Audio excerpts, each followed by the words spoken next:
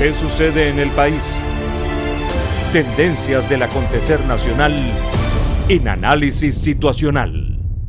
80% de los venezolanos está en desacuerdo con las protestas violentas y 74% considera que los responsables de esta violencia deberían ir presos. Pero para el plan insurreccional en marcha contra el gobierno constitucional del presidente Nicolás Maduro, la impopularidad de la violencia no es el problema. Tampoco importa el desgaste de la capacidad de convocatoria para grandes manifestaciones de calle, pues se trata de una estrategia que tiene como objetivo caotizar el país, neurotizar a la sociedad y desintegrar el Estado-Nación. Ahora los sustantivos no son las marchas, usadas en su momento para avanzar sobre territorio enemigo y crear los símbolos globales más persuasivos de la supuesta protesta pacífica y ciudadana contra la dictadura. La clave en esta etapa es la acción foquista de las brigadas armadas de la oposición y el despliegue de células paramilitares, controlando espacios y construyendo un anillo de asedio sobre la capital y Miraflores. La nueva fase del plan insurreccional insistirá en el plano socioemocional, produciendo mayor incertidumbre, miedo, angustia, vulnerabilidad y desprotección, pero también mayor intolerancia y odio. Sabotear el proceso constituyente es uno de sus objetivos fundamentales, pero el trofeo más preciado es el derrocamiento del presidente Maduro y la reconfiguración de la cultura nacional popular. En paralelo, se acentúa la presión internacional para aislar al gobierno bolivariano. Continúa la campaña de desprestigio ejecutada por las transnacionales de la información. Se cierran los canales financieros externos y se incrementan las sanciones contra los funcionarios del Estado, buscando la desarticulación de las instituciones como el Tribunal Supremo de Justicia y las Fuerzas Armadas Bolivarianas. La guerra no convencional contra la revolución bolivariana sigue en marcha bajo el concepto de asimetría estratégica. La batalla militar y también simbólica o discursiva constituyen los tableros fundamentales de esta etapa y el gobierno no debe olvidar la urgencia estratégica de resolver el problema del desabastecimiento y la inflación como fuentes de la crisis hegemónica. Para analizar esta situación, hoy nos acompaña Pedro Carvajalino, comunicador alternativo, estudió Derecho y Sociología, investigador y conductor del programa Zurda Conducta que transmite Venezolana de Televisión.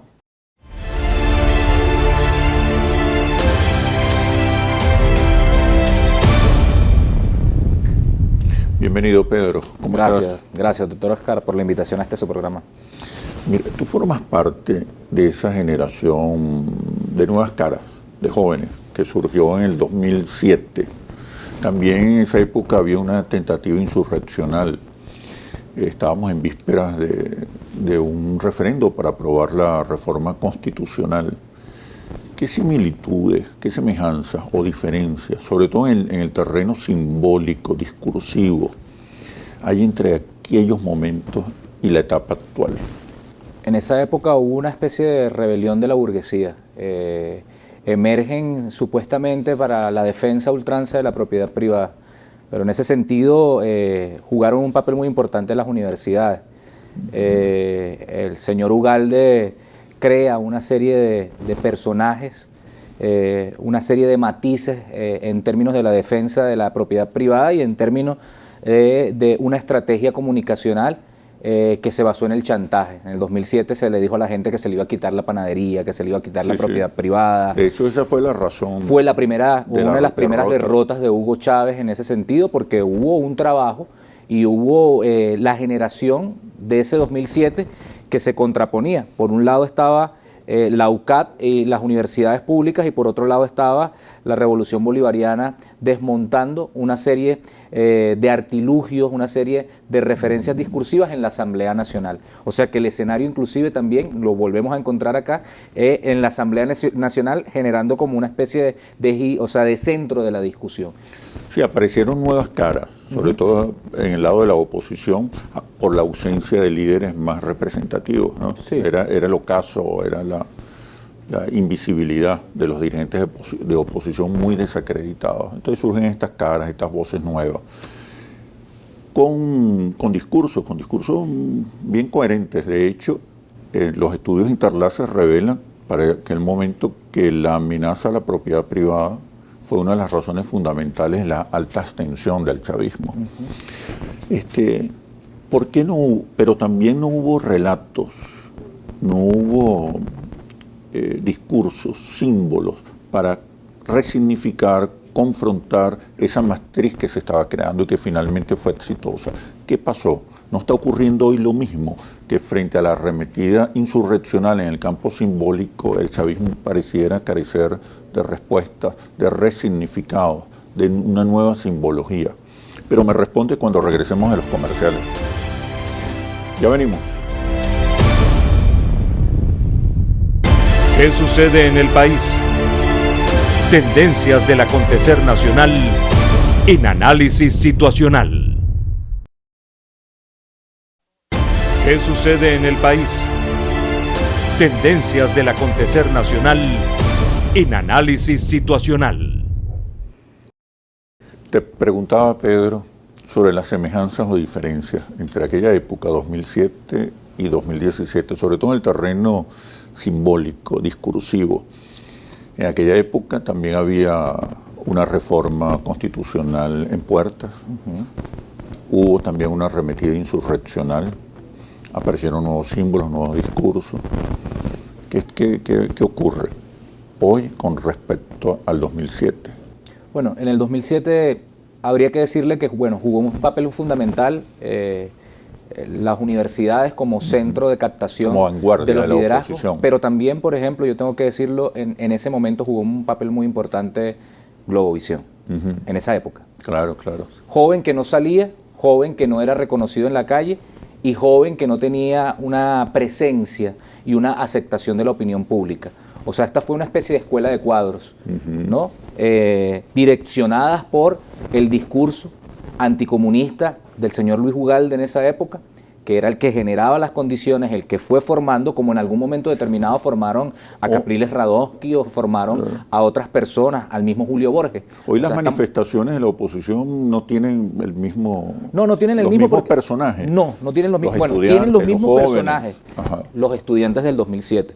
Pero, por ejemplo, ahorita se han tratado de levantar el perfil, por ejemplo, de los estudiantes de las universidades, y hay una ausencia de liderazgo en las universidades, que fueron los protagonistas, eran los serafines de esa época, ¿no? Eran las personas desprovistas de cualquier tipo de referencia política que los ensuciara. Entonces, en ese sentido, ahorita están los mismos estudiantes del 2007, pero ya siendo alcaldes, ya siendo diputados, y igual, con la misma virulencia, con un discurso mucho más agresivo. Claro, hay una diferencia fundamental. En el momento de la ausencia de Hugo Chávez, todos se lanzan en contra de la revolución bolivariana porque creen que es el momento idóneo para poder avanzar en términos concretos, ya no en términos electorales. En el 2015 tuvieron por decirlo de alguna manera, una victoria bastante pírrica porque no supieron administrar el capital político que tenían en esa victoria del 2015. O sea, supuestamente generaron una serie de esperanzas que después no se sustentaron en la realidad. Algunos llegaron con una promesa de que iban a salir del presidente Nicolás Maduro en 6 meses. Otros dijeron que iban a cambiar la estrategia y se fueron en el ámbito internacional, porque también hay dos diferencias. Igual, Ramos Alup planteó un escenario de confrontación. Julio Borges está planteando un escenario de mediación internacional. Y en el medio de eso, bueno, hay una generación, ¿verdad?, por una serie de circunstancias también económicas que les permite a ellos captar sectores populares para poder avanzar en una expansión insurreccional. Siempre ha habido una estrategia insurreccional. Sí, siempre. En muy pocas ocasiones que se ha planteado una ruta electoral y de manera táctica. Ahora, el discurso, en aquella época la reforma constitucional fracasa porque no hubo respuestas, resignificaciones frente a los relatos de la oposición que planteaban que la reforma amenazaba la propiedad privada y la patria potestad de los niños. Hoy pareciera ocurrir lo mismo. Pero fíjese que hay una diferencia. En el ámbito, por ejemplo, de la propiedad privada, los que ahorita, en este preciso instante, en el 2007, han socavado la propiedad privada son los sectores de la derecha. Es decir, que el 80% de las ganancias económicas de los sectores productivos, estoy hablando de los sectores productivos, hablo de restaurantes, hablo de panaderías, comercios, hablo de comercio, que hace parte de nuestra vida cotidiana. En el caso de Altamira, muchas personas están ahorita a punta de la quiebra económica. Pero no hay relatos. Lo que veo, yo veo el chavismo carente de relatos frente al discurso sobre la dictadura, violación de los derechos humanos, inconstitucionalidad. Es muy fuerte y sistemático. El gran relato que ahorita tenemos es haber logrado, por ejemplo, resignificar a nuestra Constitución, a la Constitución de la República Bolivariana de Venezuela. Miren que ahorita, extrañamente, es el lugar en donde nos encontramos todos. O sea, ahorita usted le pregunta a Julio Borges y él es defensor a ultranza de la Constitución del 99. Le preguntamos a Capriles Radonsky, es un defensor a ultranza de la Constitución del 99. Pero si usted se va a la hemeroteca, usted ve, por ejemplo, que en ese ámbito, en el 98, en el 97, en el 98 en el caso en particular, Capriles Radonsky tenía el mismo discurso en contra de la Constitución, o en esa época de la Asamblea Nacional Constituyente, que ahorita. O sea, la historia, como diría el señor Carlos Marx, a veces se repite como comedia o como tragedia. Yo creo que siempre, y lo he planteado, estamos ante una tragicomedia. ¿Qué está respondiendo frente a esos discursos? No, nosotros lo que creemos... la Constitución. Ahora, la mayoría de la gente está pendiente de la caja de la clave. Es decir, de resolver el problema del desabastecimiento, de la bombona de gas que no llega, de la inseguridad, de la inflación. Hay un tema económico que yo creo que es el que hay que avanzar sostenidamente, el que hay que generar las condiciones y los dispositivos, o sea, disparar los dispositivos para que haya una estabilidad de la economía. Pero, por ejemplo, en el caso en particular, con el nacimiento de las guarimbas en el año 2017 y el renacimiento, la reedición. Por ejemplo, uno de los centros que fueron más golpeados era en el caso Mérida, para que no salieran las verduras para, por ejemplo, el centro de Caracas, el centro del país. Forma parte de la estrategia. El Táchira fue la misma cosa. Los ganaderos en algún momento determinado mostraron de que se iban a lanzar con sus tractores en contra del presidente Nicolás Maduro. Entonces, están atacando. Hay un sector político que no propone, ¿verdad? Yo no lo veo, no lo visualizo, que no propone, por ejemplo, en términos concretos, las salidas económicas. ¿Qué ha hecho la oposición en el ámbito económico? ¿Se va a dónde? ¿Al Banco Central Europeo? ¿O se va a Alemania? ¿O se va a Goldman Sachs para que no le presten dinero a la República Bolivariana de Venezuela? Que es lo que denota de que tampoco hay una política económica, más allá de lo que digan algunos gurúes de la economía de la derecha, que plantean dispositivos liberales, es decir, que bueno, que hay que acabar con las pensiones, que hay que acabar con la educación, que es nuestra propuesta fundamental, el hecho de que nosotros tengamos un Estado que garantice los derechos económicos, sociales y culturales. Aquí, por ejemplo, no se ha acabado con las pensiones, aquí se siguen construyendo casas,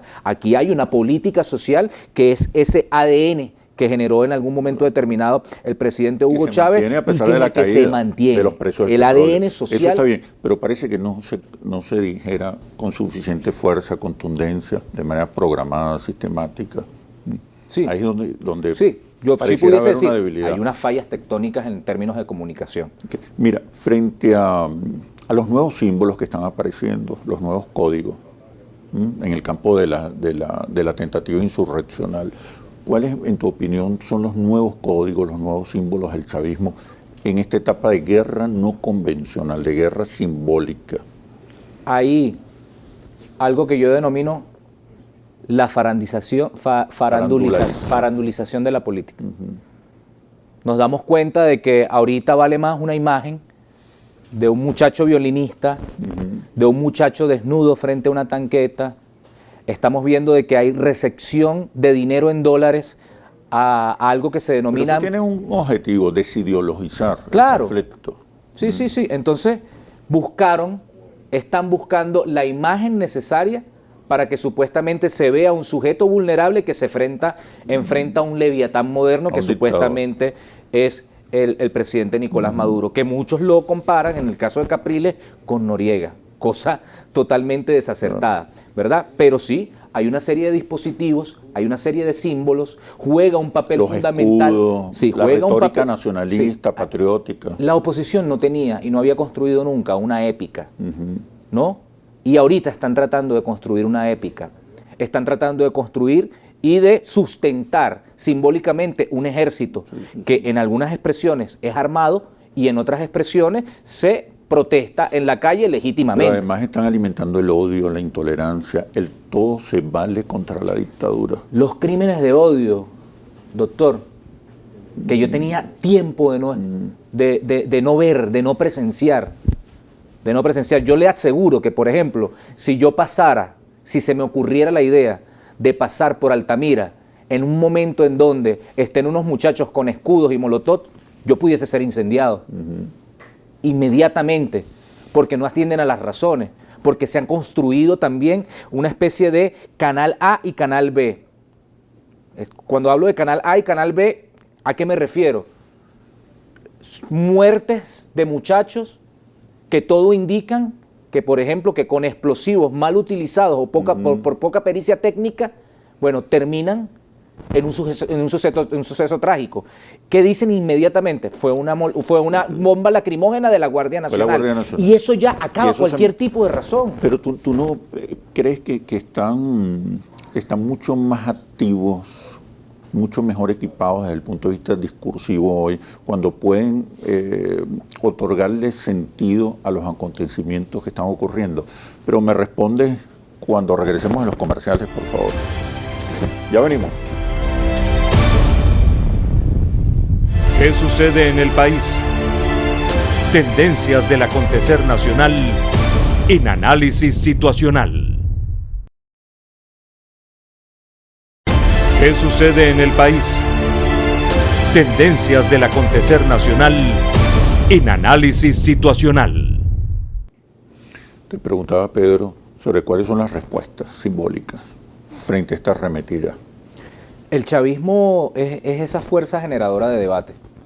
Y yo creo que el hecho de, por ejemplo, de que nosotros saquemos la bandera de la paz frente a unos dispositivos de violencia, la bandera del diálogo frente a unos dispositivos de violencia, creo que debe ser la respuesta.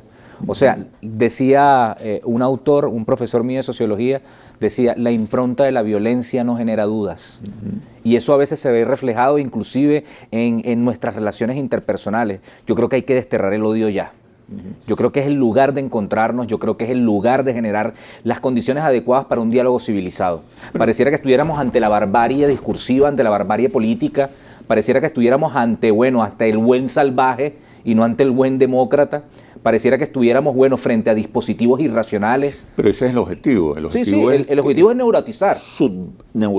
Subvertir la emocionabilidad. Colocar la irracionalidad por delante. Sentimientos alimentar los sentimientos negativos. Ahora, ¿qué sientes? Pues tú eres un objetivo del odio y la intolerancia. ¿Qué sientes tú cuando de repente no puedes pasear por Altamira, pero paseas por otro sitio y sientes esas miradas fulminantes? Bueno, yo soy fiel a las ideas. Soy fiel a un personaje que creo que cambió el escenario, que a través de la mayéutica hizo la posibilidad de encontrarnos en la verdad o encontrarnos en un país. Yo soy fiel a Hugo Chávez y sé que eso tiene una respuesta inmediata de odio por parte de un sector. Frente al odio y la intolerancia, la respuesta política. La respuesta política. Yo creo que hay que repolitizar. Yo creo que hay que hacer política con P, pero con P mayúscula. Yo creo en la necesidad, por ejemplo, de encontrarnos, así sean los espacios mínimos. Yo, por ejemplo, creo que hay que aportar en términos económicos. Yo creo que, por ejemplo, hay que acabar, por ejemplo, con situaciones como lo que estamos viendo de niños en la calle. Claro. Yo creo que hay que generar las condiciones adecuadas para que la acción del Estado, sea efectiva en función de dirimir ese tipo, ya no de diferencias, ¿no? Sino de situaciones económicas. Yo creo que nosotros tenemos que preocuparnos frente a eso. No, por ejemplo, ver a un niño de la calle y darle una bomba molotov. No, por ejemplo, ver a un niño, sacando comida de la basura y entonces decirle, yo te puedo dar 5.000, 10.000 bolívares, pero tú le lanzas una piedra a la Guardia Nacional. Yo creo que esa no debe ser la respuesta. ¿Cómo fomentar el diálogo, por ejemplo?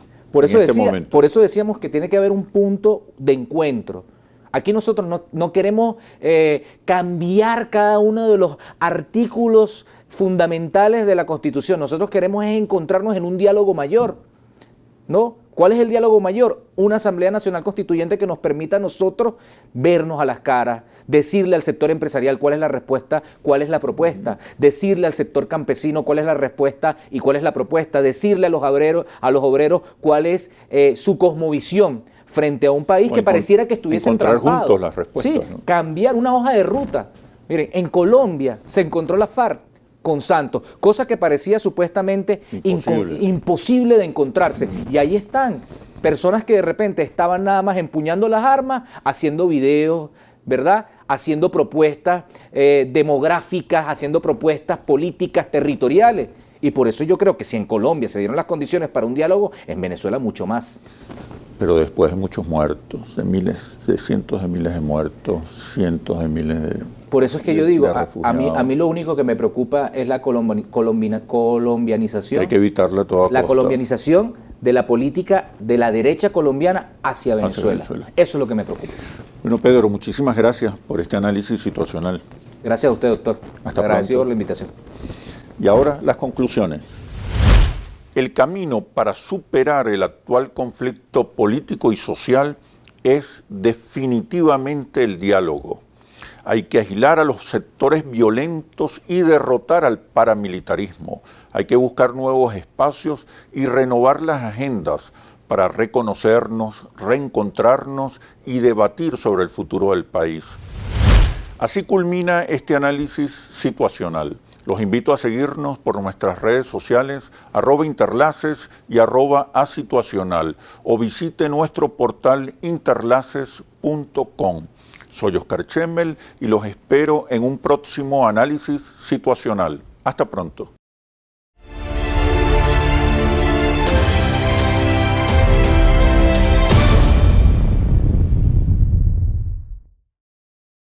¿Qué sucede en el país? Tendencias del acontecer nacional en Análisis Situacional.